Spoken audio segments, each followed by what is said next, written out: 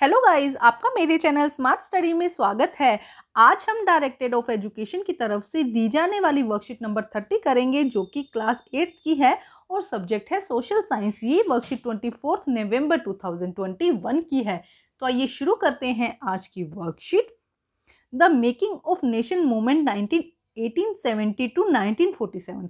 तो इससे पहले हमने देखो रिवोल्ट ऑफ 1857 का पढ़ा था, जिसमें हमने ये देखा था कि किस तरह से जो एक शुरुआत थी रिवोल्ट की ना, जो आंदोलन शुरू हो चुका था, लेकिन हर तरफ से क्या हुआ था, आंदोलन शुरू तो हो गया था लेकिन वो एक उनमें यूनिटी नहीं थी, जिसकी वजह से क्या हुआ, वो असफल रहा, वो सक्सेसफुल नहीं हो पाया। ये हमने पिछले चैप्टर में रीड कर दिया था। अब हम नए चैप्टर में देखेंगे कि एक्चुअली जब 1857 की क्रांति से लोगों को ये तो पता चल गया था कि अंग्रेज अब उन पे सिर्फ अपना वो नहीं चाहते, कि भाई अपना व्यापार करना नहीं चाहते, ट्रेड करने के लिए तो आए थे, लेकिन अब उनका मकसद सिर्फ ट्रेड करना नहीं रह गया, अब उनका मकसद है कंट्रोल करना पूरे इंडिया पर।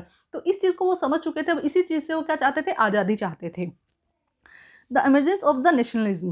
Throughout the previous worksheet, we are well aware the revolt of 1857 through the start by the spoils of the company, but very soon it engulfed all the section of the society. देखो क्या कहा जा रहा है कि शुरुआत में जो 1857 का रिवोल्ट हुआ था, वो क्या हुआ था, जो कंपनी के सिपाही थे, जो कंपनी के सिपाही थे, वहीं से शुरू हुआ था, लेकिन धीरे धीरे पूरे समाज में फैल गया। Now they become aware the British were exercise control over the resources. अब वो समझ गए थे कि जो ब्रिटिश कंपनी है वो सिर्फ ट्रेड करने के लिए नहीं आई है, रिसोर्सेज के लिए नहीं आई है, वो क्या चाहती है, पूरा कंट्रोल चाहती है। Live of the people of India and until the control was ended India could not be for the Indians. अब वो क्या चाहती है कि पूरी तरह से अपना कंट्रोल भी वो इंडियंस पे चाहते हैं, कि जैसे वो चाहे वैसे वो रहें। This constitution began to the clear state to the political association formed in 1870 to 1880. Some of them were. अब क्या हुआ, जब लोगों को ये बात से लोग अवेयर हो गए कि भाई एक्चुअल में जो ब्रिटिश है वो क्या चाह रही है, क्योंकि जो 1857 की क्रांति हुई थी वो भी क्या रही थी, ऐसा रही थी, क्योंकि यूनिटी नहीं थी, लेकिन लोगों के मन में स्वतंत्रता की बात आ गई थी। इस समय लोग जानना चाहते थे या समझना चाहते थे कि भाई अब हमें क्या होना है, स्वतंत्र होना है। तो इसके लिए कुछ गुट बन गए, समझ रहे हो, कुछ क्या बने, एसोसिएशन बन गए। कुछ लोगों ने अपनी अपनी एक टीम बना ली और उन टीम ने इस पर वर्क करना शुरू कर दिया। तो देखो क्या क्या टीम थी, क्या क्या एसोसिएशन थे। देखो नेम ऑफ एसोसिएशन, जैसे कि Poona Sarvajanik Sabha, second the Indian association, the Madras Mahajan Sabha, the Bombay presidency association, the Indian National Congress. तो ये कुछ एसोसिएशन से कुछ सभा थी जिन्होंने क्या किया, अपनी टीम बनाई और उन्होंने आज़ादी के लिए क्या करना, इस पर काम करना शुरू कर दिया। कब ये बनाई गई टीम्स, देखो 1817, 1876, 1884, 1884, 1885, 1885, ये इनका ये बनाई गई थी। ये टीम्स क्या हुई थी, इस समय फॉर्म्ड हुई थी। अब इनके प्रेसिडेंट कौन थे, मतलब फाउंडर कौन कौन थे इनके, महादेव गोविंद राणे, सुरेंद्र बंजरिया, SB गुर्नलियर, Anand Charlu, Feroze Mehta, KT Telang, AO Hume and दाबादा भाई नरोजी। देखो अलग अलग ये जो इसके फाउंडर थे। मतलब देखो अब सभा तो बन गई, उसके अंदर क्या थे, कुछ लोग भी थे, उस कमेटी के अंदर कुछ लोग भी थे, लेकिन उनको हेड करने वाले ये लोग थे, ठीक है। तो इन लोगों ने मिलकर अलग अलग जगह पे क्या बनाई, अपनी अपनी एसोसिएशन बना ली और उन्होंने आम जनता को ये अवेयर करना शुरू किया कि जो ये आम जनता के मन में ये भावना ही नहीं थी कि भाई हमें अंग्रेज हमें क्या कर रहे हैं, हमारे ऊपर रूल कर रहे हैं। उन्हें तो लगा ये तो ट्रेड करना है, लेकिन लोगों के मन में ये बात पहुंचाई और धीरे धीरे उनको समझ आने लगा कि उनके मन में आज़ादी की भावना लाने का काम इन लोगों का था। Through many of these associations function in the specific part of the country, but their goal were to set for all the people of country. अब ये जो एसोसिएशन थे अलग अलग जगह पे काम कर रहे थे। इनका काम ये नहीं था कि 10, 20, 25 या 100 लोग जितने भी हैं उन्हें आज़ादी चाहिए। वो काम किसके लिए कर रहे थे, पूरे इंडिया के हर एक लोगों के लिए वो काम कर रहे थे। They believe that the India people should be empowered to take decision regarding their affairs. उन्होंने लोगों को ये बताया कि उनके पास कुछ राइट है जिनका जो अंग्रेज है वो हनन कर रहे हैं, मतलब धीरे धीरे क्या कर रहे हैं, अंग्रेज उन पे पूरी तरह से कंट्रोल करते जा रहे हैं। Along with this thought, the dissatisfaction with the British rule increased in the 1870 to 1880 due to the some harsh law. अब क्या हुआ, धीरे धीरे जब ब्रिटिश ने क्या किया, इंडियंस पे कंट्रोल करना शुरू किया, तो उन्होंने कुछ नए नए कानून बना दिए, नए नए एक्ट बना दिए। अब ये एक्ट में क्या था, अंग्रेजों को तो फायदा हो रहा था, लेकिन इंडियंस को क्या हो रहा था, इससे लॉस हो रहा था। तो इससे भी जो आम जनता थी वो इफेक्ट हुई, इन लॉ से भी क्या हुई, जो आम जनता थी वो इफेक्ट हुई उसे, और इसको और बढ़ावा दिया किन्होंने, इन एसोसिएशन ने। उन्होंने कहा देखो तुम्हारे लॉज को किस तरह से मतलब दबाया जा रहा है, तुम अपने लिए आवाज़ उठाओ। तो इस तरह से जो ग्रुप था ये बढ़ता गया, ठीक है। स्पेशली देखो कौन से 3 एक्ट ऐसे थे, यहाँ पे आपके नोटबुक में 3 एक्ट दिए गए हैं जो स्पेशली क्या कर रहे थे, जो जिससे इंडियंस को इफेक्ट हुआ। देखो कौन कौन से हैं। फर्स्ट देखो क्या है, आर्म एक्ट। फर्स्ट कौन सा एक्ट है, आर्म एक्ट, पास्ट इन 1878 में ये क्या हुआ था, पास्ट हुआ था। इसमें क्या था, this allow Indian from the possessing arms. अब इसमें क्या कहा गया कि कोई भी इंडियंस अपने पास हथियार नहीं रख सकता है, चाहे कितना अमीर हो चाहे कितना गरीब हो, कोई फर्क नहीं पड़ता, लेकिन कोई भी इंडियंस अपनी सेफ्टी के लिए अपने पास हथियार नहीं रख सकते हैं। सेकंड देखो द वर्नाकुलर प्रेस एक्ट कब पास हुआ था, 1878 में।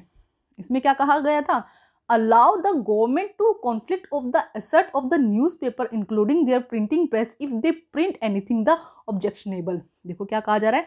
अब इसमें उन्होंने क्या बोला इस एक्ट में कि कोई भी प्रेस अगर अंग्रेजों के खिलाफ कुछ ऑब्जेक्टेबल, मतलब उससे क्या होता है, उनको ऑब्जेक्शन होता है। ऑब्जेक्शनेबल मतलब कि जिससे जो बात अंग्रेजों को अच्छी नहीं लगती, अगर ऐसा कुछ भी प्रिंट करते हैं, कोई भी इंडियन की जो प्रेस है वो क्या करती है, ऐसा कुछ प्रिंट करती है अपने न्यूज़पेपर में जो क्या है अंग्रेजों को अच्छा नहीं लगता है, उनको ऑब्जेक्शन होता है उससे, तो वो उस प्रेस की जितनी भी संपत्ति है उसको क्या करेंगे, अपने पास रख लेंगे। देखो तो कितना गलत। अब प्रेस तो होती है ना सच्चाई, जिससे पता चल सके हमें, जब सच्चाई अगर कोई छापेगा अंग्रेजों के खिलाफ कुछ लिखा तो उन्होंने क्या किया, सारी की सारी संपत्ति उनकी ले ली।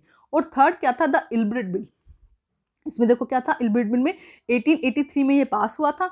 The bill provide for the trial of the British और European person by the Indian जज। फर्स्ट तो देखो ये अच्छा था। इसमें क्या कहा गया कि जो इंडियन जज है, अगर कोई इंडियन जो है वो जज की पोस्ट पर जाता है तो वो यूरोपियन या ब्रिटिश किसी के लिए भी वो क्या कर सकता है, इजीली न्याय कर सकता है, अपना बिल बना सकता है, अपना मतलब अपना जो भी न्याय है जजमेंट दे सकता है। जब ऐसा कहा गया तो however wide opposition force the government to withdraw the bill. लेकिन वाइट ऑपोजिशन मतलब कि ब्रिटिश के लोग जो थे, गोरे लोग थे, उन्होंने इसके लिए ऑब्जेक्शन किया और इस बिल को वापस ले लिया गया। This enrage of the Indian which highlighted the racial attitude to the British in India. अब इससे क्या हुआ, रंग भेद वाली बात होगी, गोरे और कालों के बीच में क्या हुआ, जैसे इंडियंस के बीच में और गोरों के बीच में। इससे क्या हुआ भाई, जब हमारा आदमी तुम पे रूल नहीं कर सकता तो तुम्हारा कैसे हम पे रूल कर सकता है, ऐसी भावना आई जिसने क्या किया, इस क्रांति को और भी ज्यादा आग दे दी। अब देखो आगे क्या कहा गया है, with the help of your teacher and parent gather information about the any national association with pre-indian independent India of your choice। कोई भी एक प्री जो एसोसिएशन है उसको बारे में आपको बताना है, तो आप यहाँ से कोई भी एक एसोसिएशन ले सकते हैं। द इंडियन नेशनल कांग्रेस कौन से ईयर में आया और कौन कौन उसके फाउंडर थे, और चाहे तो इससे रिलेटेड थोड़ी सी और इन्फॉर्मेशन, अगर क्वेश्चन को थोड़ा सा लेंथी करना चाहते हैं तो इससे रिलेटेड थोड़ी सी और इन्फॉर्मेशन आप नेट से ढूंढ के इस आंसर को सॉल्व कर सकते हैं। अब देखते हैं question number first. Question number first क्या,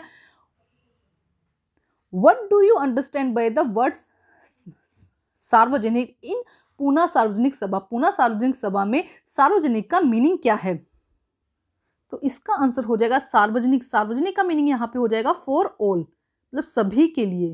क्या हो जाएगा यहाँ पे, फॉर ऑल। एक सेकेंड हम यहाँ लिख देंगे फॉर ऑल, ठीक है। तो सार्वजनिक का मीनिंग क्या हो जाएगा, फॉर ऑल। अब देखते हैं question number 2। How did the vernacular press act effect Indians. Indian को किस तरह से इफेक्ट किया गया था, कि उन्होंने क्या कहा था, अभी समझाया था कि प्रेस कोई भी अंग्रेजों के खिलाफ कुछ नहीं लिखेगी, अगर लिखेगी तो उसकी सारी संपत्ति क्या कर दी जाएगी, जो अंग्रेज हैं वो रख लेंगे। तो देखो यहाँ से लेके यहाँ से आप चाहे तो कब ये लागू हुआ वो मत लिखिए, यहाँ से लेके यहाँ तक सेकंड का आंसर हो जाएगा।